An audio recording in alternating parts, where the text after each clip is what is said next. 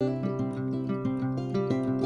welcome back to Camille's Country Corner. I'm Camille, and today we will be making some beef stroganoff, and we will also be making some banana nut muffins. Let me show you what you will need for your ingredients.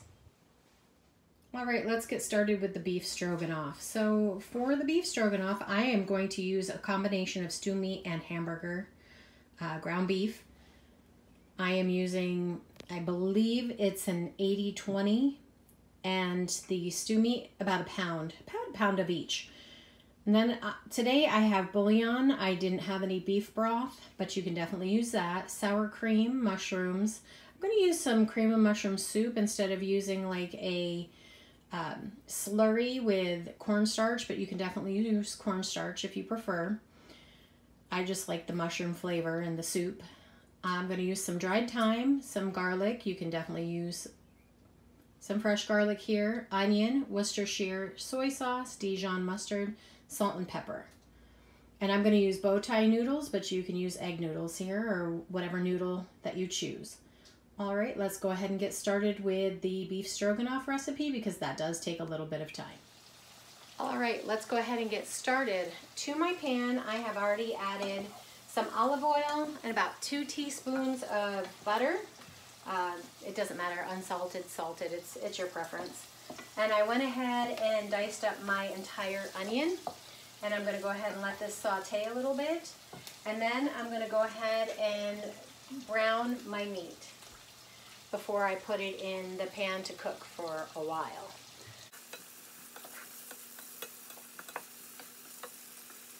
Okay, I did find that some of my chunks of,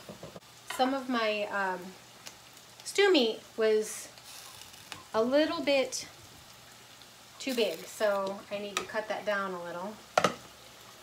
In the back pot, I've got 4 cups of water. You can have this recipe and just use 2. And I'm going to go ahead and add in my bouillon cubes. I'm adding 4 because you add 1 per cup of water. You can always adjust the salt later.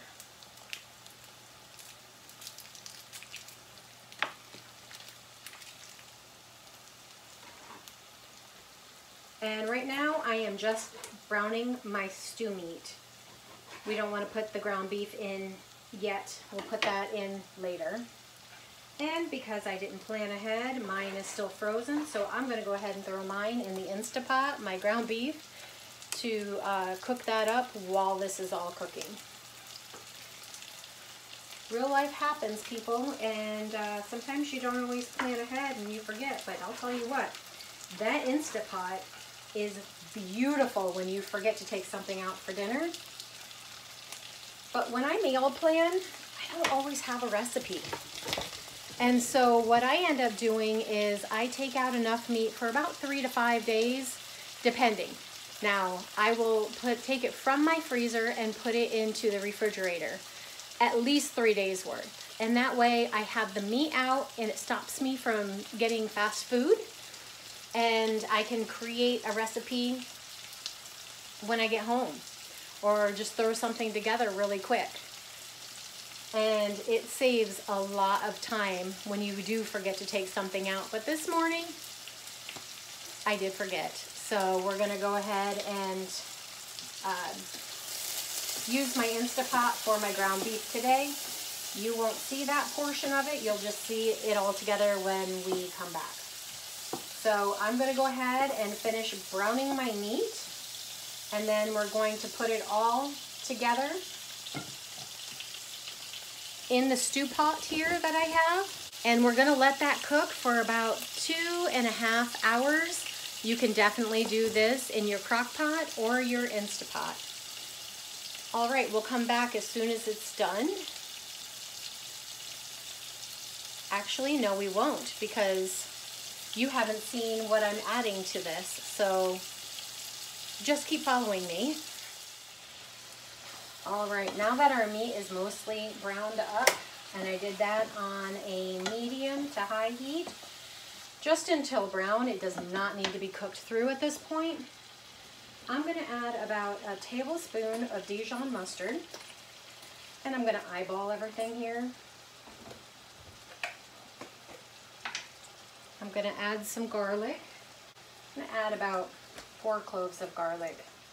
1 clove, if you use these, is 1 tablespoon. I'm going to use, 1 clove is 1 teaspoon. I'm going to use about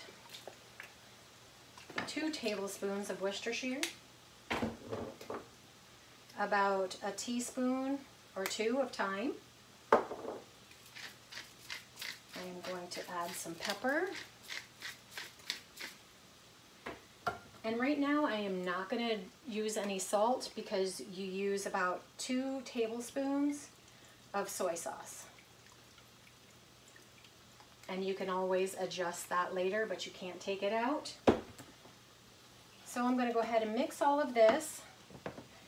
And then to this pot, like I said, I have 4 cups of water in here with some bouillon cubes.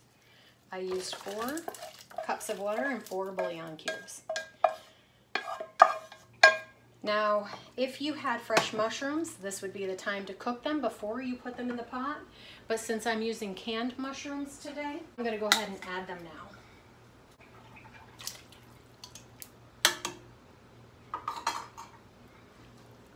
All right, we're going to simmer this, bring it back to a boil, and then we're going to simmer this on low for about 2.5 hours.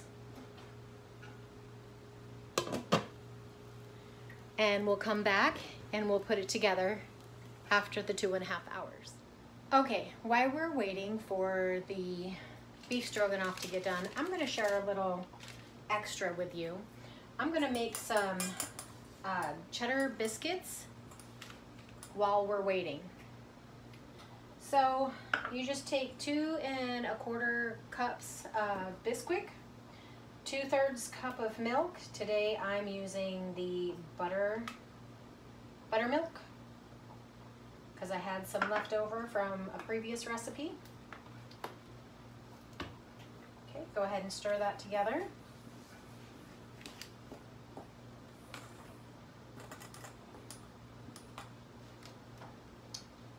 Looks like I have to add a little bit more, it's a little bit dry. All right, and to this I'm adding about a cup of cheese. Today I'm just using some cheddar, but you can use whatever cheese you have available.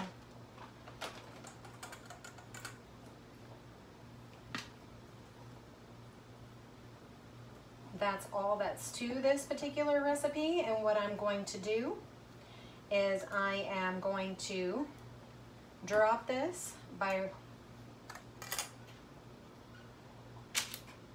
teaspoons, or not teaspoons, but by spoonfuls. You should get about 8 or 9 of these biscuits on here. You bake them at 425 in a preheated oven for 10 minutes. And then when they come out, you just add a little bit of garlic powder and some butter, and you brush it on the top of them, and they taste just like the biscuits that you get at Red Lobster. All right, I'll show you what everything looks like when everything is done. Let's go ahead and mix everything together. So this has been cooking for about 2.5, 3 hours. You can let it go even longer. It doesn't matter if you want to do it for the full 3 hours. What it does is it makes your stew meat really tender. All right, let's go ahead and add our ground beef. I've already drained it off. And I did end up cooking that on the stove with a little bit of water and some garlic powder, onion powder, salt and pepper. All right, I'm going to add a little bit of parsley. This is just purely for color. Doesn't really add much flavor because it's dried parsley. I'm going to go ahead and add about 1.5 cups of sour cream. Start with that much. And then I'm going to add 2 cans of cream of mushroom soup since I had doubled my recipe. and I use 2 pounds of meat.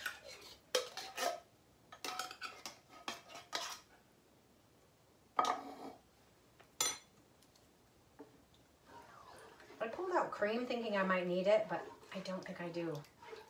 All right, mine's still a little bit wet, but after I add the pasta, it should be fine. All right, let me go ahead and grab the pasta.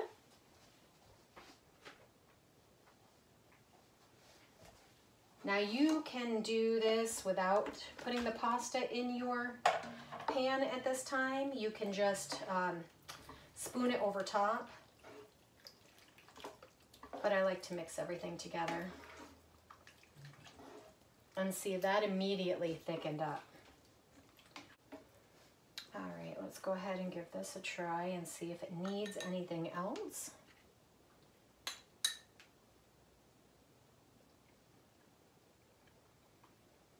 Oh no, it's perfect. Doesn't need any more salt. All right, let's get this all plated up. For the banana nut muffins, you will need 3 bananas, fresh or frozen. I'm using frozen today. You'll need a cup of sugar. I was gifted some pecans, so I'll be using pecans in mine today. You need flour, 1 egg, a half a stick of butter, some baking soda, some salt, and some vanilla. Very simple recipe, super easy to make. All right, let's go ahead and get started with the banana nut. All right, let's go ahead and get started with this super simple recipe for the banana nut muffins. I have 1 cup of sugar in my bowl, and I've already went ahead and put in my frozen bananas. I let them thaw to room temperature. I have a half a stick of butter, and I semi-melted it. It doesn't matter for this recipe. That's what's so great. I got this recipe from my daughter's grandmother,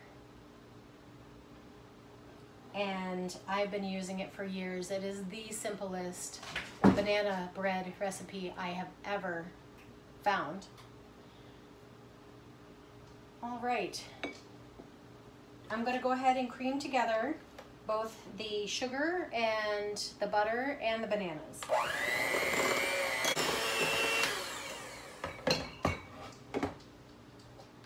One egg.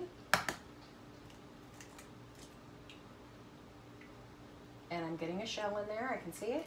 So that's why I usually crack it into something else, because I seem to always get shells in everything. Okay. To our dry mixture, this is 1.5 cup of flour. You can use any flour. I'm just using all-purpose here today. 1 teaspoon of baking soda, and about a half a teaspoon of salt. To our wet mixture, or to our sugar and butter and eggs, I am going to add 1 teaspoon of vanilla.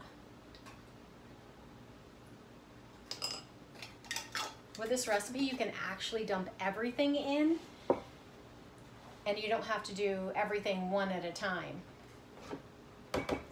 And it comes out perfect every time. Like I said, I've been making this for over 20 years. I'm dumping in all of my flour mixture.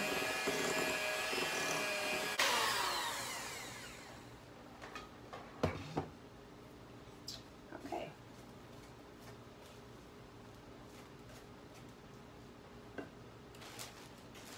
I'm going to dump in, I have about probably a cup of pecans here. I'm going to dump in about half of them now, and I'm going to put half of them on top.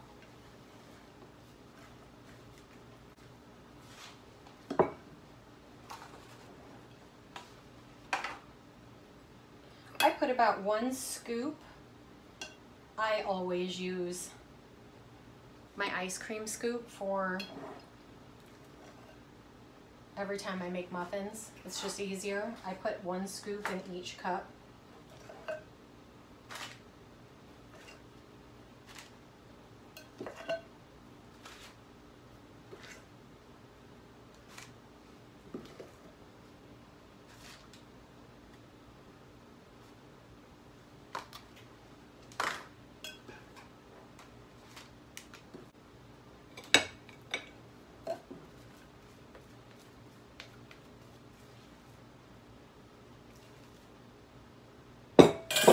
You should get at least 12, but it looks like I got 11 today because I must have filled one a little too much.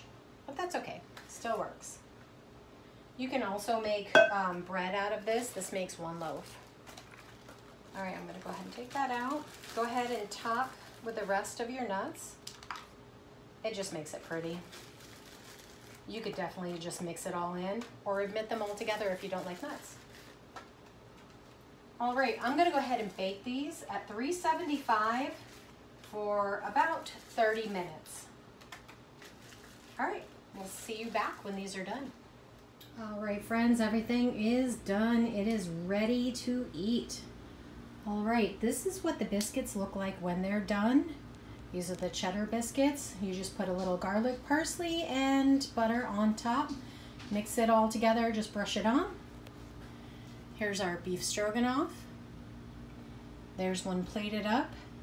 And there is the banana nut muffins. You can serve this with a side of broccoli or a salad, and your dinner is ready. All right, guys, I hope you liked what we had today, and I hope you sure come back and see us again. Thanks for visiting. If you like what you saw today, please like and subscribe below, and we will definitely have more videos just like this, made from scratch, homemade, and some simple shortcuts. All right, we'll catch you on the next one. Thanks for coming.